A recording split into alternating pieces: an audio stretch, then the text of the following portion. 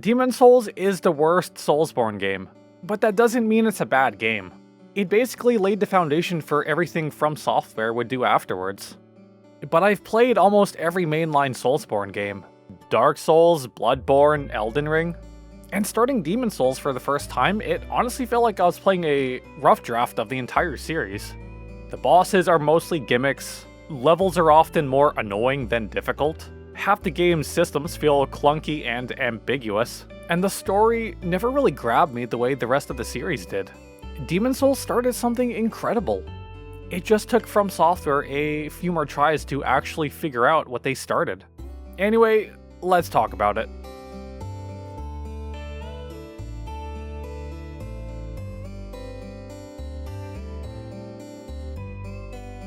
If you enjoy retro reviews and video game essays, maybe consider subscribing. It helps out the channel immensely. Anyway, back to the video. Traditionally, from Dark Souls onward, the games have had a very reaction-focused parry, dodge, or block-styled gameplay. You memorize your opponent's attack patterns, dodge, and then wait for your time to counterattack. It's essentially a dance of patience that punishes greed. Demon Souls takes this a bit differently. Most bosses are gimmick-based. What I mean by that is that most bosses are a puzzle, and your goal is to find the gimmick, or solve the puzzle. And once you do that, you defeat the boss. This isn't necessarily a bad design, but I'd argue that the gimmicks are too simple and they trivialize the boss. A few offenders come to mind. Dragon God is one of them. I beat him on the first try by accident. I just walked around and activated 2 ballistas, and he died. It was pretty anticlimactic. Storm King is the predecessor to the "you need to kill this boss with this specific weapon" fight. You get a sword called Storm Ruler.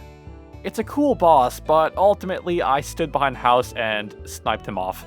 Fool's Idol revolves around finding the correct idol, but it's a relatively easy process because the real one casts a larger spell circle than the clones. Then there's the old one. This is the biggest offender here. The big bad we've been hearing about all game, and we end up going inside him to find the real King Allant, flopping and floundering around like a fish. I wouldn't really call this a gimmick, but it was kind of a letdown. I feel like this game has what I would call spectacle bosses.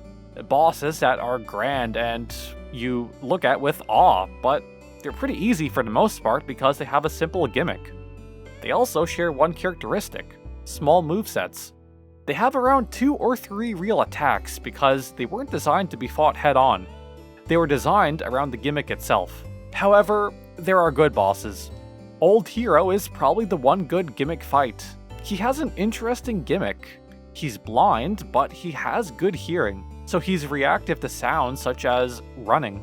And if he catches you, then you bet he's gonna give you a good thrashing. It's a good fight because he's not a pushover, and learning the gimmick does not make you automatically win against him. It just makes you readjust your tactics. Flame Lurker is probably the predecessor to the contemporary Soulsborne boss. No gimmick here, this dude is just aggressive. Then there's Old King Allant. This dude is a menace, with long, short, and medium range combos. He has a horrific soul drain ability that steals a single soul level from you. I shit you not, if you're bad at this game, I imagine this is an absolute brutal move. He can hypothetically suck you dry until you're level 1. There is no gimmick here either. This is the moment where you have to bring together everything you've learned from the beginning of the game onward. Quick reflexes, learning attack telegraphs, and patience. This is the moment where you need to get good. So to summarize, there are a few exceptions, but most bosses are gimmick-based that don't require much skill to beat. They sort of act like puzzles that you need to solve during an interactive cutscene. Dark Souls and subsequent entries are known for their legendary level design, physically interconnecting regions, looping paths back to early bonfires by unlocking shortcuts, and unifying these zones into a seamless open world. Demon Souls does quite the opposite. It uses isolated instanced sections in a wheel-spoke structure. Compared to subsequent entries, Demon Souls' world feels rather small and uninspired, even generic at times. The areas are separate linear instances with no interconnection between them. Demon Souls also does not have any bonfires or any mid-level checkpoint. I cannot stress how bad this design is. It means you restart levels from the very beginning whenever you die. It's especially brutal in boss fights because you're gonna have to walk through the entire level again. A notable example is the old hero walkback. You have to jump down a bunch of ledges and walk past spooky skeletons and ghosts just to get another attempt. This is where the game substitutes annoyance for difficulty. Difficulty is something that tests your reflexes or skill. Annoyance is something that punishes you regardless of skill. The Mind Flayers in World 3 are a good example. They aren't particularly hard enemies, but they have a really annoying long-range grab attack that's hard to avoid. Especially when the majority of the level is made up of tight corridors where it's difficult to dodge.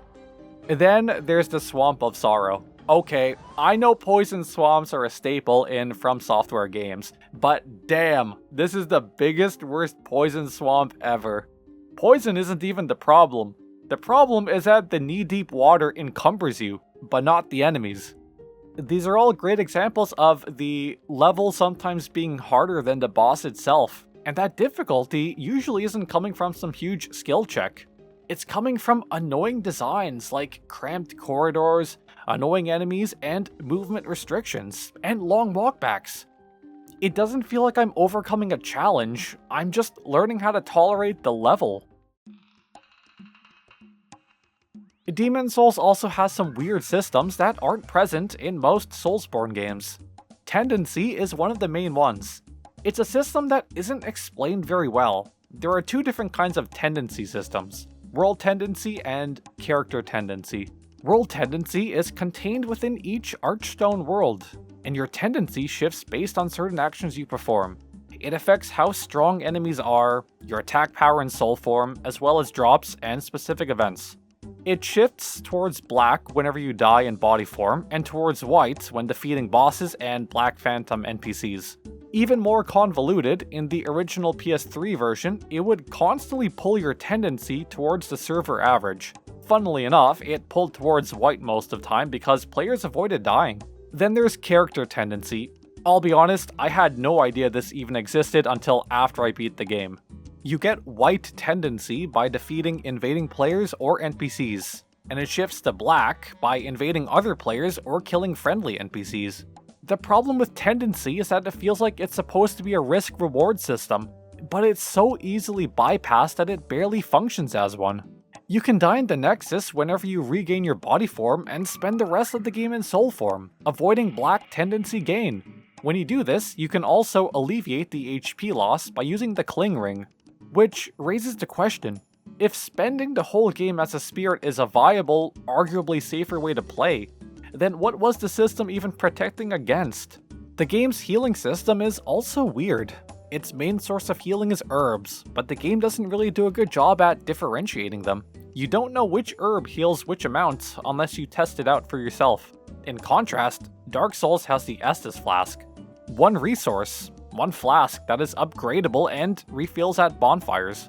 Weapon upgrade progression is also weird, ambiguous, and kind of a pain. First of all, the blacksmith needs certain souls to further upgrade weapons. Weapons are also pigeonholed into certain upgrade paths. For example, I went with a strength faith build, so I relied on Fainstones. Fainstones are only available in World 5, which means your build will likely dictate which world you go to first to complement your build's upgrade path. Of course, you're gonna have to guess. I went sequentially from World 1 to 5. In contrast, Dark Souls Titanite is relatively path agnostic at the very beginning and specializes later on. Subsequent games simplified this by having a singular progression path for weapons and boss weapons. And that sums up a lot of Demon Souls' weird systems. I think there's a reason why a lot of these systems weren't really inherited by the games that came after it. Tendency was dropped, healing got simplified into Estus, weapon progression became more straightforward, and a lot of the stranger friction was stripped away. From Software clearly learned from Demon Souls because subsequent Soulsborne games kept the parts that worked, and quietly dropped the ones that didn't. Soulsborne storytelling earns its reputation for how much of it there is, and how much stays unresolved even after you found it. Demon Souls comes up short on both. One of the main differences is interpretive ambiguity. Dark Souls doesn't just withhold facts, it withholds judgment. Even if you do know exactly what happened, the game won't tell you if it was right in a moral sense. For example, Gwyn links the first flame. We hear different perspectives on this matter from in-game text or character dialogue, and the interpretation of this event is a bit more gray. Was it a heroic sacrifice, or was it a catastrophic event that only delayed the inevitable? Was it a power grab by the gods to suppress humanity? Frampt and Koth both push you towards different paths, the Path of Fire and the Age of Dark. Both are unreliable narrators with their own agendas. In contrast, in Demon Souls, Allant wakes up the Old One because he's depressed and nihilistic in his old age. Demons invade Boletaria, and we kill the archdemons to stop it. This storyline is rather complete, is the source of truth, and there's nothing left to argue once you know the story. Demon Souls feels more solved than the open interpretation of Dark Souls and subsequent Soulsborne games. And it's not just meaning that stays unresolved in these games. Plenty of the actual facts never get confirmed either. You get an incomplete story and collect pieces throughout the game to eventually come to a conclusion that is open to interpretation, is ambiguous, and doesn't necessarily solve every question because you don't have all the pieces. For example, the furtive pygmy is revealed in the intro as the fourth individual to find a Lord Soul. Sometime later, we get Manus, Father of the Abyss. We can vaguely connect the dots here. Was the body they unearthed in Ulysseal the furtive pygmy, who was tortured and became Manus? Or did he die in obscurity? The game doesn't say, but you come to your own interpretation or conclusion.